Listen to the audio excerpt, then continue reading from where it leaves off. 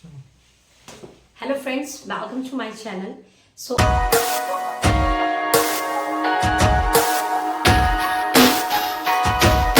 आज के वीडियो के अंदर मैं लेके आ गई हूँ मैनुअल टेस्टिंग सीरीज का पार्ट 3 लेके। इस वीडियो के अंदर जो आज का हमारा टॉपिक होने वाला है वो SDLC सॉफ्टवेयर SDLC प्रोसेस है। SDLC process it means like software development life cycle process.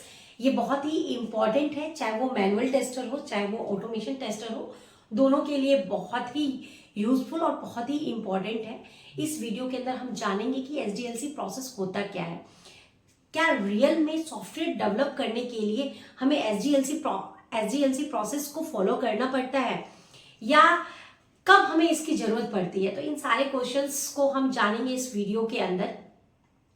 साथ में मैं आपको अपने एक्सपीरियंस और लाइव एग्जांपल के साथ इसके सारे फेसेस को कवर करूंगी सो डैट कि आप इजीली इससे कनेक्ट हो पाए और इजीली अंडरस्टैंड कर पाए कि सॉफ्टवेयर डेवलपमेंट होता क्या है और क्यों हमें एक सॉफ्टवेयर को डेवलप करने के लिए इन लाइक फेजेस को फॉलो करना पड़ता है, राइट। सो चलते हैं और समझते हैं कि ये फेजेस होता क्या है। Friends, don't forget to like and subscribe my channel so that कि ये मुझे बहुत स्ट्रेंथ प्रोवाइड कर रहा है और मैं आपको पढ़ाने के लिए कैपेबल हो पा रही हूँ। सो चलिए समझते हैं अपने मेन टॉपिक को कि हमारा टॉपिक जो है उसको समझते हैं।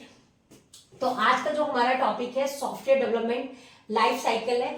आज के टॉपिक के अंदर लाइफ साइकिल है, मैं किसी सिलेबस की बात नहीं कर रही हूँ यहाँ पर, और ना ही मैं ये बता रही हूँ कि क्या क्या सॉफ्टवेयर की रिक्वायरमेंट है। अगर आपको उसका सिलेबस जानना है, रोड मैप जानना है, तो आप मेरे प्रीवियस वीडियोस को देख सकते हैं, उसके अंदर मैंने अच्छे से एक्सप्लेन किया है। आज का जो टॉपिक है बहुत इंपॉर्टेंट है, वो सॉफ्टवेयर डेवलपमेंट लाइफ साइकिल से है, उसके फेजेस से है, हमें क्यों रिक्वायरमेंट पड़ती है इसकी।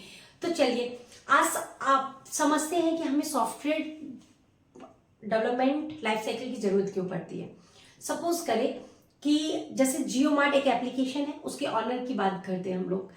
तो जियो मार्ट का जो ऑनर है वो चाहता है कि वो मोबाइल भी अपने वेबसाइट पे सेल कर पाए, वो ग्रोसरीज भी सेल करे, फर्नीचर सेल करे, ज्वेलरी सेल करे या फिर क्लोथ सेल करे, यानी कि वो मल्टीपल एरियाज में अपने एरियाज में सेलिंग चाहता है, राइट। बट उस मल्टीपल एरियाज में वर्क करने के लिए उसको नंबर ऑफ टास्क परफॉर्म करने पड़ेंगे जो उसके लिए बहुत ही हेक्टिक हो जाएगा, राइट।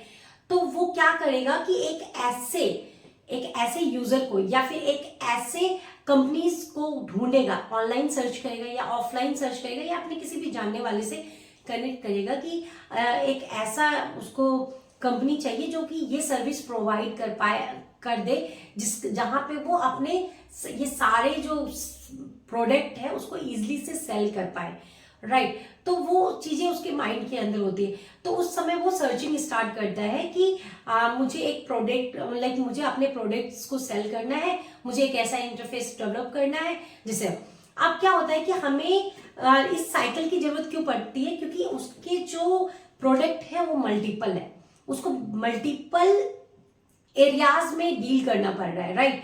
तो उस समय एक कंफ्यूजन ना हो, उस प्रोडक्ट को हम टाइम पे with in the requirement deliver कर पाए, कस्टमर उसको इजिली फैमिलियर हो पाए उस प्रोडक्ट के साथ, उस इंटरफेस के साथ। एट दैट टाइम उसको सही से प्रॉपर वे में डिलीवर करने के लिए हमें क्या करना होता है कि सॉफ्टवेयर डेवलपमेंट लाइफ साइकिल का यूज करके हम उस जो प्रोसेस है, जो वो इंटरफेस चाहता है, हम उसको डेवलप करते हैं सो डैट कि हम उसको टाइमली डिलीवर कर पाए उस वेबसाइट को। अगर मैं इस फेज के अंदर बात करूं तो हमारा जो पहला फेज आता है प्लानिंग एंड रिक्वायरमेंट एनालिसिस का आता है। तो इसके अंदर क्या होता है, ये वो फेज होता है गाइस जिस समय आइडिया हमारे माइंड के अंदर होता है। उस समय हमें नहीं पता है कि हमें किस तरह का प्रोडक्ट चाहिए, हमें क्या चाहिए, क्या क्या सॉफ्टवेयर चाहिए होगा, क्या कोडिंग स्किल्स चाहिए होगी, इन सब चीजों का हमें नहीं पता होता। एक आइडिया हमारे माइंड के अंदर आता है कि हम चाहते हैं कि एक सॉफ्टवेयर डेवलप हो जाए, राइट।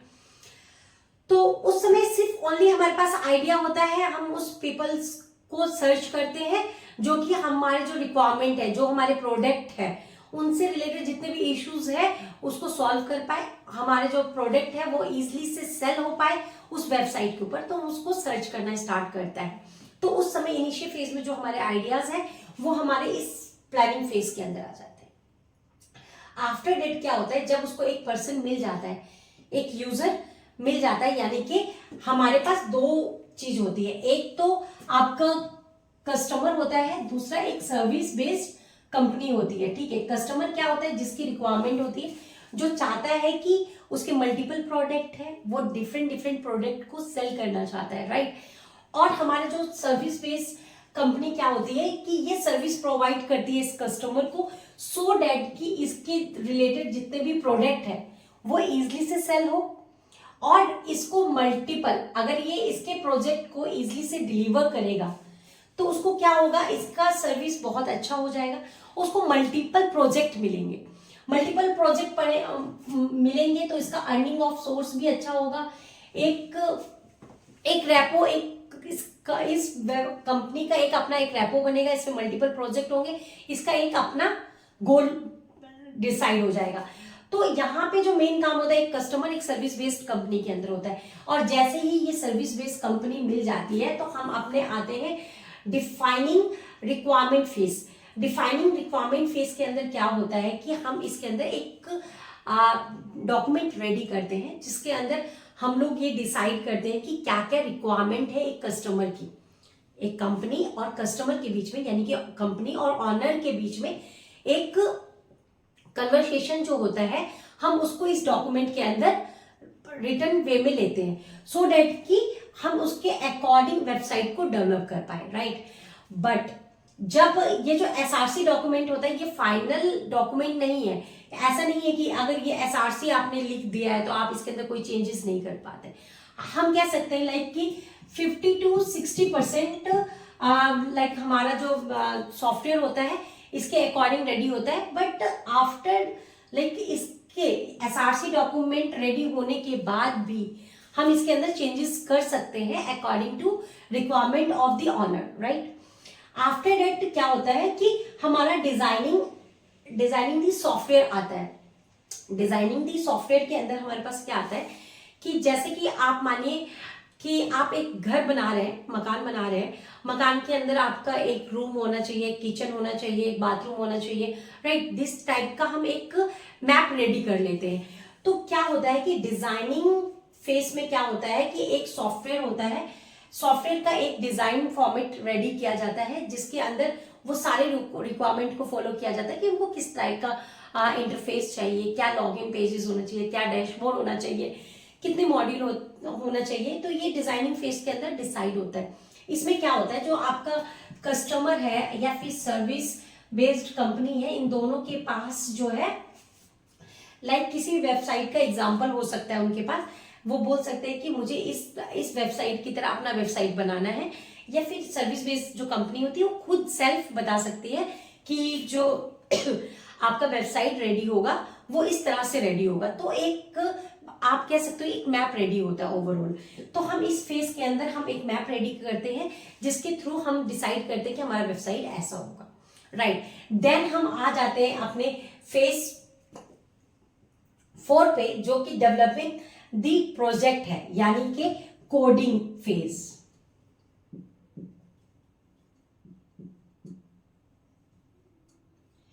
कोडिंग इम्प्लीमेंटेशन फेज होता है। कोडिंग इम्प्लीमेंटेशन फेज में क्या होता है, जो यहाँ पे कस्टमर है आपका, यानी कि जो ऑनर है उसका कोई रोल नहीं है, यहां से आपके डेवलपर का रोल स्टार्ट हो जाता है। डेवलपर का रोल स्टार्ट हो जाता है। ये जो डेवलपर होता है ये डिसाइड करता है कि कितने लाइन ऑफ कोड होने चाहिए, कितने मॉड्यूल्स होने चाहिए, कितनी टीम साइज चाहिए हमें इसको डेवलप करने के लिए, और क्या क्या रिक्वायरमेंट, क्या क्या टूल एंड टेक्नोलॉजी होनी चाहिए, क्या लेटेस्ट क्या टेक्नोलॉजी चल रहा है मार्केट के अंदर, उसके अकॉर्डिंग हमारे पास क्या टेक्नोलॉजी होनी चाहिए। तो इस तरह की सारी चीजें हमारे प्रोजेक्ट डेवलपमेंट के अंदर यूज होता है, और इसी रिक्वायरमेंट के अकॉर्डिंग हमारा प्रोजेक्ट रेडी होता है। प्रोजेक्ट रेडी होने का मतलब है कि वेबसाइट जो हमारा है, यानी कि अगर एप्लीकेशन है हमारा, वो रेडी होता है, राइट। जब एप्लीकेशन रेडी होता है तो ये जो एप्लीकेशन, यानी कि हम 4th फेजेस जब हमारा कवर होता है कि एप्लीकेशन रेडी हो गया, रेडी हो गया, बट हम डायरेक्टली उसको मार्केट के अंदर डिप्लॉयमेंट नहीं कर सकते। क्यों नहीं कर सकते? कि मैं अपना लाइव एग्जांपल बताती हूँ। जैसे मेरा प्रोजेक्ट जिस पे करंटली मैं वर्क कर रही हूँ वो एक बैंकिंग प्रोजेक्ट है। इस बैंकिंग प्रोजेक्ट के अंदर क्या हुआ कि जब डेवलपमेंट चल रहा था, ठीक है, तो डेवलपमेंट टीम जो भी चीजें रेडी कर रही है वो continuous integration and continuous development के थ्रू हमारे पास टेस्टिंग के लिए आ रहा था। हम लोग कंटिन्यूअसली उस पर टेस्टिंग परफॉर्म कर रहे थे। आफ्टर डेट जब पूरा इंटरफेस रेडी हो गया तो देन हमें फाइनल मिला कि आप इस पे टेस्टिंग परफॉर्म करें और इसके अंदर जो भी बग है या कोई इश्यू है तो हमें उस चीज के लिए बताएं। तो क्या हुआ कि जो हमारा बैंकिंग प्रोजेक्ट है उसके अंदर हमने 300 प्लस बग्स निकाल दिए, जबकि वो टेस्टेड था ऑलरेडी, डेवलप था ऑलरेडी। उसके बाद भी 300 हमने उसमें बग निकाले। और उसके बाद क्या हुआ कि वो जो बग है वो बग को हमने रेज किया डेवलपर को, डेवलपर ने उस पर उसको वेरीफाई किया, उसको दोबारा से टेस्ट किया, दोबारा से डेवलप किया, और इस तरह से हमने वो सारे बग को रिजॉल्व किए। और रिजॉल्व होने के बाद भी ऐसा नहीं है कि वो मार्केट में डायरेक्ट डिप्लॉय हो गया, ऐसा नहीं है। जब वो बग रिजॉल्व हो जाता है तो उस बग की वजह से किसी और फंक्शनलिटी के ऊपर कोई असर तो नहीं पड़ रहा है, तो वो भी टेस्ट करना होता है। तो उस बग के रिजॉल्व होने के बाद फिर से वो हमारे पास रीटेस्ट के लिए आया एप्लीकेशन, और हमने दोबारा से उसको रीटेस्ट किया और फिर से हमें कुछ बग्स मिले और फिर से हमने उस बग को रेज किया एंड रिजॉल्व किया। तो ये प्रोसेस चलता है।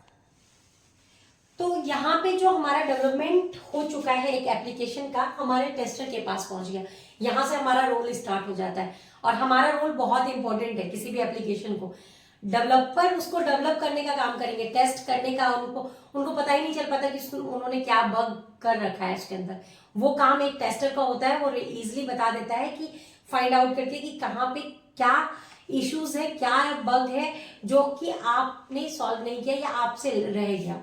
तो वो काम एक टेस्टर का आ जाता है, तो हमारा रोल आ जाता है यहाँ पे, और हम इसको बहुत ही अच्छे से परफॉर्म करते हैं। क्यों? क्योंकि एक टेस्टर के पास बहुत सारे नॉलेज होते हैं, बहुत सारे टूल एंड टेक्नोलॉजी के नॉलेज होते हैं जिनकी हेल्प से वो टेस्टिंग को परफॉर्म करते हैं। इस टेस्टिंग के अंदर हम डिफरेंट टाइप के टेस्टिंग करते हैं, लाइक अल्फा टेस्टिंग करते हैं, बीटा टेस्टिंग करते हैं, functionality, non functionality, all testing करते हैं। हम लोग like integration testing unit testing करते हैं, इंटीग्रेशन टेस्टिंग करते हैं, कंपोनेंट टेस्टिंग करते हैं, सिस्टम टेस्टिंग करते हैं।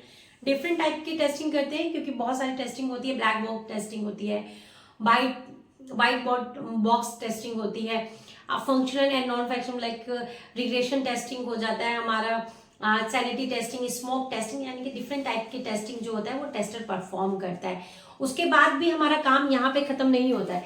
ये काम आगे जब डिप्लॉयमेंट के लिए जाता है तो हम 3 to 4 मंथ का हम एक फ्री ट्रायल देते हैं उनको, जिसके अंदर आपके जो यूजर्स होते हैं, यानी कि रियल जो कस्टमर है, यानी कि रियल कस्टमर उसको यूज करते हैं एप्लीकेशन को। 3 to 4 मंथ के लिए फ्री होता है एप्लीकेशन, वो उसको यूज करते हैं। अगर उसके अंदर कुछ भी बग या किसी भी तरह की कोई भी प्रॉब्लम आ रहा होता है तो वो क्या करता है, वो डायरेक्टली उस टेस्टर या फिर वो डेवलपर को उस इश्यू के रिगार्डिंग वो बता देते हैं ऑनर को कि इस तरह की प्रॉब्लम आ रही है, और वो ऑनर टेस्टर या डेवलपर को बताता है कि इस तरह के इश्यूज अभी भी एप्लीकेशन में स्टिल रिमेन है। तो एट दैट टाइम क्या होता है, 3 to 4 मंथ ये फ्री होता है। तो हम लोग फ्री सर्विस प्रोवाइड करते हैं अपने ऑनर्स को, ताकि कि वो उसका एप्लीकेशन बग फ्री परफॉर्म कर पाए। क्योंकि हम एज अ टेस्टर हम लोग रिस्पॉन्सिबल है कि हम एप्लीकेशन जो डिलीवर कर रहे हैं वो बग फ्री होना चाहिए, ये हमारा मेन टास्क है, राइट। अब क्या होता है कि जब 3 से 4 मंथ के अंदर कोई भी बग नहीं मिलता है किसी भी कस्टमर को या किसी भी यूजर को, जो रियल यूजर जब यूज कर रहा होता है उसको कोई किसी भी तरह का कोई भी बग नहीं मिलता है, तो एट दैट टाइम वो डिलीवर हो जाता है सक्सेसफुली। और सक्सेसफुली डिलीवर होने के बाद भी हमारे मेन ऑनर है वो मेंटेनेंस का वर्क हमें दे देते हैं, सो डैट कि अगर वो आने वाले टाइम में किसी भी तरह का कोई चेंजेस करवाना चाहते हैं, कोई नया फीचर्स में ऐड करवाना चाहते हैं, या फिर एप्लीकेशन की मेंटेनेंस को परफॉर्म करना चाहते हैं, मेंटेनेंस का काम आ जाता है इसके अंदर। लाइक कि जैसे दिवाली चल रहा है तो दिवाली ऑफर करना है, तो उसके वजह से दूसरा इम्पैक्ट नहीं होना चाहिए, स्पाइक तरह की टेस्टिंग, यानी कि मेंटेनेंस रिगार्डिंग भी जो टेस्टिंग होती है वो भी हम टेस्टर्स को मिल जाता है। तो आप समझ ही चुके होंगे कि किस तरह से इन फेजेस का यूज करके हमने एक एप्लीकेशन को सक्सेसफुली डेवलप किया, राइट। तो ये बहुत ही इंपॉर्टेंट है, चाहे आप मैनुअल टेस्टर हो चाहे आप ऑटोमेशन टेस्टर हो, ये बहुत ही इंपॉर्टेंट है हम लोगों के लिए। होप कि मेरी नॉलेज आप तक सक्सेसफुली डिलीवर हुई होगी और मैं आशा करती हूँ कि ये चीजें आपको अच्छे से समझ आई होगी। तो please don't forget to like and subscribe my channel, क्योंकि आप जैसे जैसे कनेक्ट हो रहे हैं मेरे साथ, ये मुझे स्ट्रेंथ प्रोवाइड कर रहा है आपको पढ़ाने के लिए, सो डैट कि मैं अपने नॉलेज को आप तक पहुंचा पाऊं। इसीलिए और साथ में मैं बहुत सारे लोगों को थैंक्स कहना चाहती हूँ जिन लोगों ने मुझसे सपोर्ट मांगा है, और कुछ लोगों ने बोला है कि मैम प्लीज पीडीएफ प्रोवाइड कर दीजिएगा मुझे इससे। तो इससे रिलेटेड मैंने सॉफ्टवेयर डेवलपमेंट से रिलेटेड पीडीएफ रेडी कर चुकी हूँ। वो पीडीएफ मैं अटैच कर दूंगी लिंक के अंदर, आप जाके उसको इजिली डाउनलोड कर सकते हैं। वो टोटली फ्री है, आप अच्छे से उसको यूज करके पढ़ सकते हैं। सो डोंट वरी, मैं अपनी तरफ से पूरी कोशिश करूंगी जितना हो सके आपको हेल्प कर पाऊं। Thank you. So don't forget to like and subscribe my channel.